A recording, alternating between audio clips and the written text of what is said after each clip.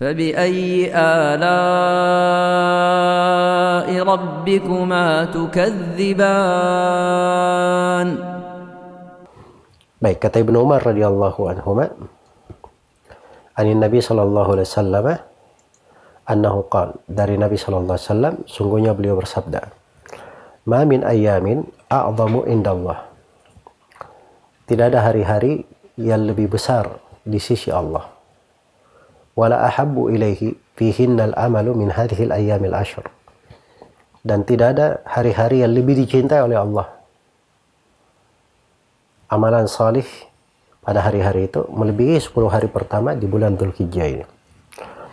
Kemarin saya sudah sebutkan dari ayat-ayat dan beberapa pembahasan seputar keutamaan 10 hari pertama di bulan Dzulhijjah ini. Dan ini hadits Ibnu Umar, terdapat penegasan kembali bahwa 10 hari pertama di bulan Dzulhijjah itu adalah hari-hari yang paling dicintai oleh Allah, dilakukan amalan salih di dalamnya. Tapi dalam hadits Ibnu Umar ini ada tambahan sejumlah pembahasan, diantaranya terkait dengan keagungan hari-hari. Al-A'zam, keagungan, kebesaran.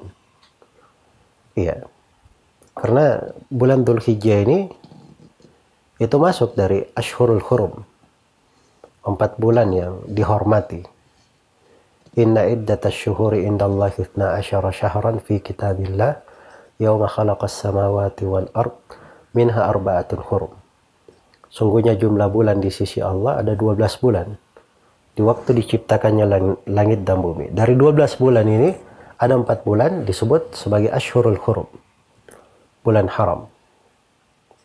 Ya, bulan haram itu secara berurut Dzulqa'dah, Dzulhijjah, Muharram, dan bulan Rajab. Ini disebut sebagai Ashhurul Hurum, sebagai bulan-bulan yang diagungkan, dibesarkan. Dzulhijjah masuk di dalamnya. Dzulhijjah masuk di dalamnya. Iya. Baik. Maka dia adalah bulan yang sangat agung. Bulan yang sangat agung. Dan datang di sebagian riwayat secara umum ya, dari hadits-hadits yang menunjukkan keutamaan bulan Dzulhijjah di atas bulan-bulan yang lainnya dari Ashhurul Hurum. Dan datang di dalam tafsir ayat di surah Al-A'raf, di firman Allah Subhanahu wa taala, wa wa'adna Musa 30 lailatan wa atmamnaha bi ashr fatamma miqatu rabbih 40 lailah. Dan kami janjikan kepada Musa 30 malam. Kemudian kami sempurnakan lagi dengan 10 malam. Maka sempurnalah perjanjian miqat, waktu untuk berjumpa dengan Allah, 40 malam.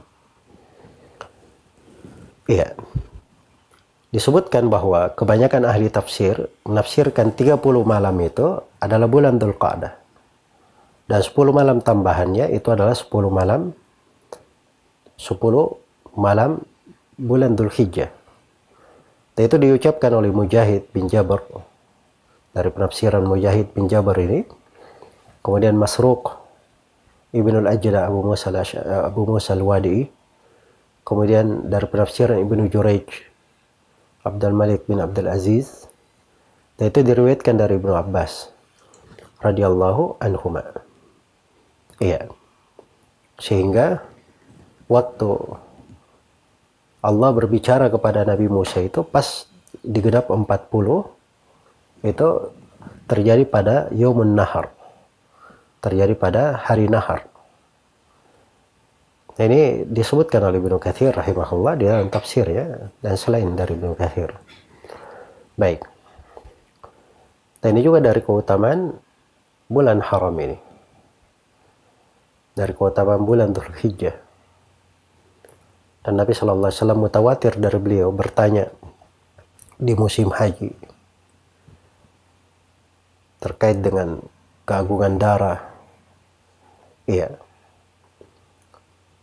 Beliau bertanya hari apa ini, di bulan apa ini, Maka para sahabat menyangka bahwa Rasulullah akan menyebut selain dari namanya. Ternyata Nabi sebut bahwa ini kalian berada di bulan Dzulhijjah, kalian berada di hari Nahar atau di hari Arafah. Kalian berada di atas tanah Mekah. Iya. Kemudian kata beliau, ala inna amwalakum, ala inna dima'akum wa amwalakum wa aradakum alaikum haram ka hurmati yaumikum hada fi baladikum hada fi syahrikum hada. Ketahuilah bahwa darah-darah kalian, harta-harta kalian, dan kehormatan kalian adalah haram antara sesama kalian. Sebagaimana terhormatnya hari kalian ini, dan sebagaimana diagungkannya negeri kalian ini di tanah haram ini, dan sebagaimana diagungkannya bulan kalian ini, itu bulan Dzulhijjah. Bulan Dzulhijjah. Maka dia adalah bulan yang sangat agung di sisi Allah. Dan hari-hari pertama di bulan Dzulhijjah ini hari yang teragung.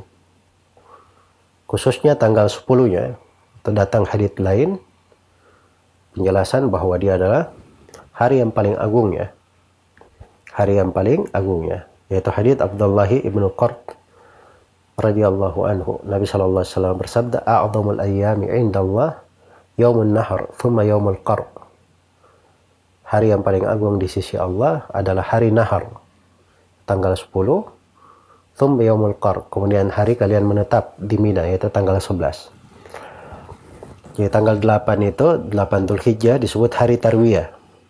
Tanggal 9 disebut hari Arafah. Tanggal 10 disebut hari Nahar atau hari Yom Al-Hajjil Akbar, hari haji terbesar, atau disebut sebagai Idul Adha. Ya, banyak penamanya tanggal 10. Tanggal 11 disebut hari Yaumul Qar, hari menetap. Sebab orang yang haji, setelah haji, di tanggal 11 itu semuanya pasti menetap di Mina. Nah, tanggal 12 itu disebut Yom An-Nafar Al-Awwal, hari berangkat pertama. Jadi yang mau bersegera selesai haji, dia boleh meninggalkan Mekah setelah matahari tergelincir, sebelum matahari terbenam. Kemudian hari yang ke-13 disebut Yom An-Nafar Ats-Tsani, adalah hari berangkat yang kedua, yang terakhir. Nah, itu semuanya ada penamaannya, dan itu datang di hadits-hadits Nabi Sallallahu Alaihi Wasallam dan berjalan di lisan para sahabat dan para as-salaf rahimahumullahu ta'ala. Baik, jadi itu adalah hari-hari yang agung.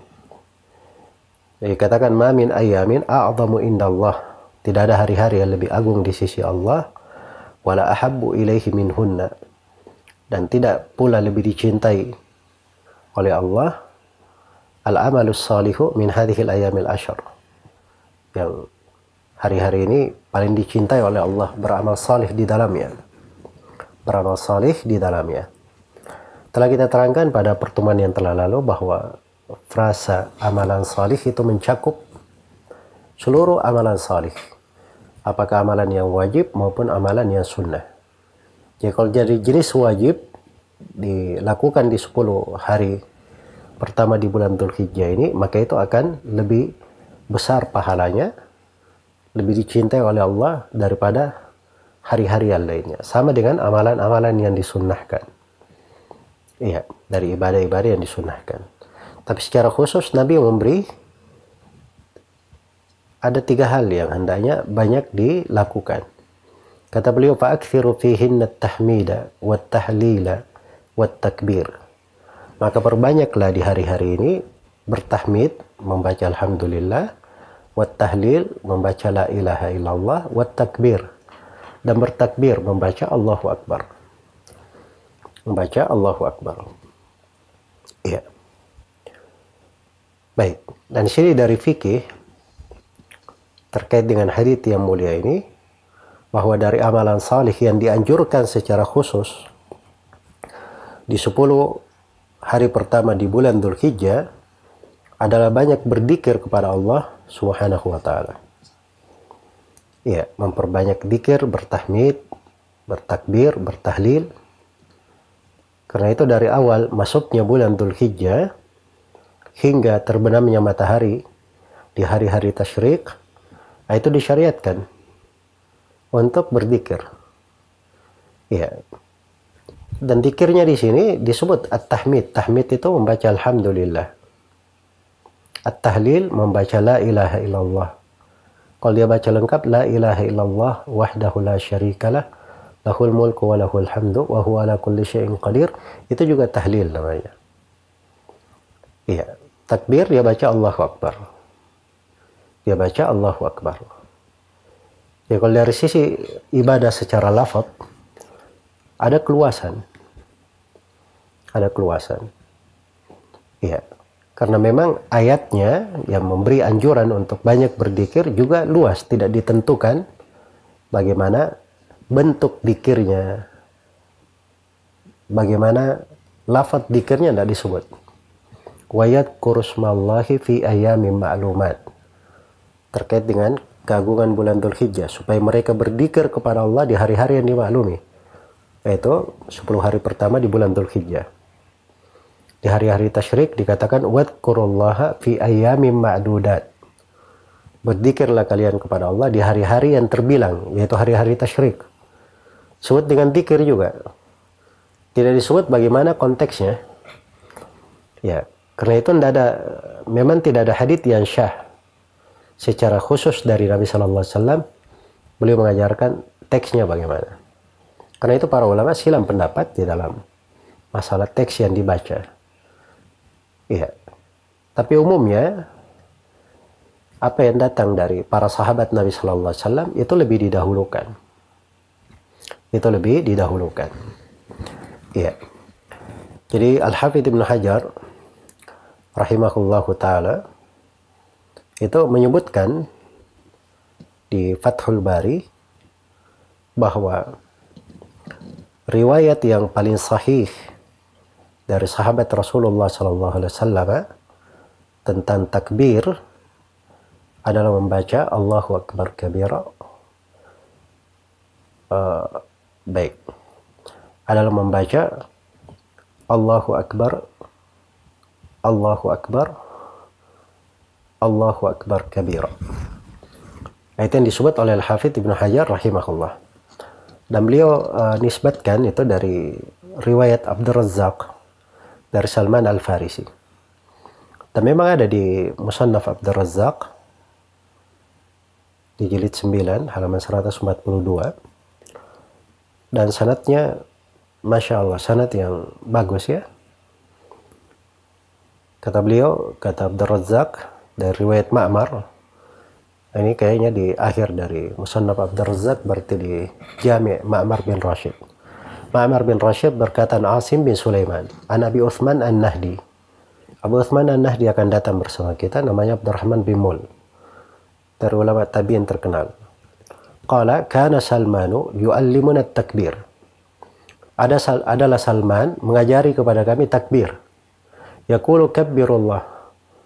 Maka Salman berkata, takbirlah kalian kepada Allah. Allahu Akbar, Allahu Akbar. Miraran, ulangi berulang-ulang. Allahu Akbar. Allahumma anta a'la wa ajal min ayyakuna laka sahib, min ayyakuna laka sahibah, aw yakuna laka walad, aw yakuna laka syarikun fil mulk, aw yakuna laka waliyun min ad-dhul, wa kabbirhu takbira. Allahu Akbar takbira. Allahumma ighfir lana, Allahumma arhamna. Itu riwayat lengkapnya dari Salman Al-Farisi. Pernah takbir dulu, Allahu Akbar, Allahu Akbar, Allahu Akbar, Allahu Akbar. Ya, berulang-ulang. Kemudian berdoa setelahnya. Masih juga dalam mentakbirkan Allah. Allahumma anta a'la wa ajal. Ya Allah, engkau itu adalah yang paling tinggi dan dimuliakan. Ayyakuna laka sahibah. Dimuliakan. Maha suci engkau ya Allah, dikatakan memiliki istri. Au yakuna laka walad, atau dikatakan memiliki anak. Au yakuna laka syarikun fil mulk, atau memiliki sekutu di dalam kekuasaan. Au yakuna laka waliyun minad dul, atau memiliki kesayangan yang dihormati, yang tunduk kepadanya. Wa kabbirhu takbira. Dan agungkanlah Allah dengan sebesar-besarnya. Allahu Akbar takbira. Allahu Akbar dengan segala bentuk pembesaran kepadanya. Allahumma ighfir lana, Ya Allah ampunilah kami, Allahumma arhamna. Ya Allah rahmatilah kami. Nah, ini pengajarannya Salman. Dan Salman setelah itu berkata, wallahi la tuktabanna hadhihi wa la tutraku hatani. Ya. Kata beliau, sungguh ini kalimat-kalimat akan ditulis, tercatat. Dan dua kalimat ini tidak akan ditinggalkan. Wala yakunanna hadza syufa'a sidqin lihatain. Dan sungguhnya ini bacaan akan menjadi syafaat-syafaat yang benar untuk dua hal ini. Baik. Jadi ini pengajaran dari Salman Al-Farisi ya.